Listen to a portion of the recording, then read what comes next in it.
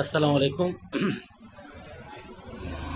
বাংলাদেশের এখন দেখা যায় প্রত্যেক পাড়ায় বা দুইটা তিনটা পাড়া বা প্রত্যেক মহল্লাতে আপনার মসজিদ, প্রত্যেকটা মসজিদে আপনার টাইলস করা হচ্ছে। মোটামুটি মুসল্লি মাসাল্লাহ ভালো, এবং সকালে মসজিদগুলো থাকাতে সুবিধা হচ্ছে, আমাদের বাচ্চারা মক্তব পড়তে পারতেছে। তো প্রত্যেকটা মসজিদে আপনার ইমাম সাহেব নিয়োগ দেওয়া হয়েছে, যে ইমাম সাহেব দৈনিক 5 ওয়াক্ত নামাজের সময় আপনার মসজিদে হাজির থাকতে হয়। তো আমরা যারা চাকরি বাকরি করি বা মাসে জানতে যদি একদিন আধা ঘন্টা 20 মিনিট লেট হইতে পারে, কিন্তু তাদের তো 5 ওয়াক্তই আপনার মসজিদে পৌঁছাতে হয়। এখানে 20 মিনিট লেট করলে নামাজটা কে পড়াবে? এই নিয়ে অনেক তর্ক বিতর্ক হয়, ইমাম সাহেবদের অনেক কথা বলে। তো আপনি ইমাম সাহেব নিয়ে দিলেন, মসজিদ বানাইলেন টাইলস দিয়া, খুব সুন্দর, ভিতরে এসি লাগাইলেন, সকালে আপনাদের পাড়ার মহল্লার বাচ্চারা মুক্তবে পড়াশোনা করে, কিন্তু আপনি ইমাম সাহেবকে বেতন দিচ্ছেন কত? খোঁজ দিয়ে দেখলাম বেশিরভাগ মসজিদের আপনার ইমাম সাহেবের বেতন 2500 টাকা, 2500 টাকা, 2600 টাকা।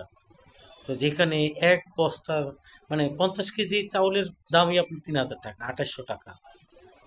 তো একজন ইমাম সাহেবের তো দুইজন বাচ্চা বা একজন বাচ্চা থাকতে পারে, স্ত্রী থাকবে, মা বাবা থাকবে, তার উপর নির্ভরশীল কোনো ভাই বোন থাকতে পারে, আত্মীয় স্বজন থাকতে পারে। তো আমরা এই যে পাড়া মহল্লার যে যারা আমরা মসজিদ নির্মাণ করি, দাতারা যারা আছেন আমাদের সমাজে এলিট শ্রেণীর, ওনাদের তো বিষয়টা আমলে নেওয়া উচিত, যে আপনি একজন ইমাম সাহেবকে 2500 টাকা বেতন দেন, সেই ইমাম সাহেব আপনার মসজিদে 5 ওয়াক্ত ঠিক টাইমে এসে নামাজ পড়া। যে ইমাম সাহেব আপনার সন্তানদেরকে সকালে বক্তব্যে পড়ান, প্রাথমিক শিক্ষাটা তো আমাদের বাচ্চারা ওখান থেকে পেয়ে থাকেন। তো ইমাম সাহেবকে 2500 টাকা বেতন কি মানানসহ? অবশ্যই না। ইমাম সাহেবরা আর সমাজের 8-10টা লোকের মতো আপনার সাথে চড়া চড়া করে কথা বলতে পারে না,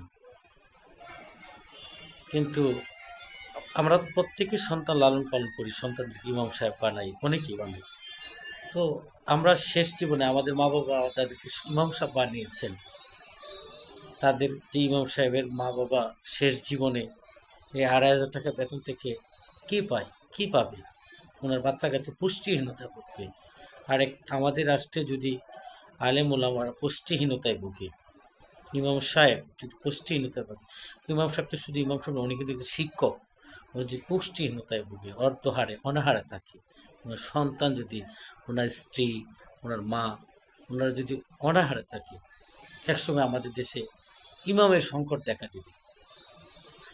তো আমি সবার কাছে অনুরোধ করছি, প্রত্যেক মহল্লার লোকজন, যেহেতু মানে প্রত্যেক পাড়ায় পাড়ায় মসজিদ বা ছোটো ছোটো গ্রামগুলোতে একটা দুটো করে মসজিদ, তো সরকারের পক্ষে 68,000, আমাদের দেশের সরকারের যে ধারণ ক্ষমতা, ওনার মানে সরকারের পক্ষে এটা বের করা কোয়াইট ইম্পসিবল, সম্পূর্ণ অসম্ভব।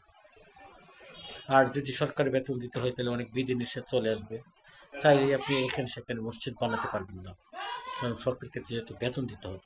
যেহেতু সরকারের বেতনে আশা না করি আমরা নিজেরাই প্রত্যেক মহল্লাতে মসজিদ বানাই।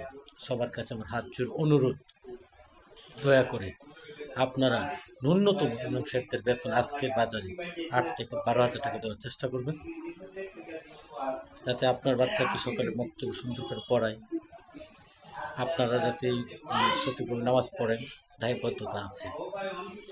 আপনি হয়তো নামাজের সঙ্গে নামাজটা পড়ে আসি, কোনো কোনো সময় রাস্তাঘাটে কাজও করতে পারি, কিন্তু একজন ইমাম সাহেব সেটা পারে না। ইমাম সাহেব এরকম শুক্রবার বলতে কিচ্ছু নাই, ঈদের দিন বলতে কিচ্ছু নাই। উনি আপনার মসজিদে ঈদের দিন যদি চলে যায়, দুপুরে নামাজ না পড়ে ওনাকে বকাঝকা করবে, ওনাকে বাদ দিয়ে দিবে, শুক্রবারে ওনাকে ছুটি দিবেন না, শুক্রবারে উনি না নামাজ পড়লে ওনাকে বকাঝকা কিছু কিছু লোক করবে। অতএব আসুন আমরা আমাদের ইমাম সাহেবদেরকে বাছাই, ইমাম সাহেবদের পাশে দাঁড়াই, ওনাদেরকে প্রয়োজন আমাদের প্রত্যেক পাড়ায় পাড়ায় যারা মসজিদ আছে আমরা প্রত্যেকে চাঁদা তুলি, মিনিমাম যেন 8,000 10,000 টাকার মতো একটা বেতন হয় আজকের বাজারে। অবশ্যই এটা সময় সাপেক্ষে বৃদ্ধি পাবে, আমরা সেই ব্যবস্থা করি। সবার প্রতি আমার অনুরোধ দেখিয়ে আজকে এখান থেকে বিদায় নিলাম। আল্লাহ হাফেজ।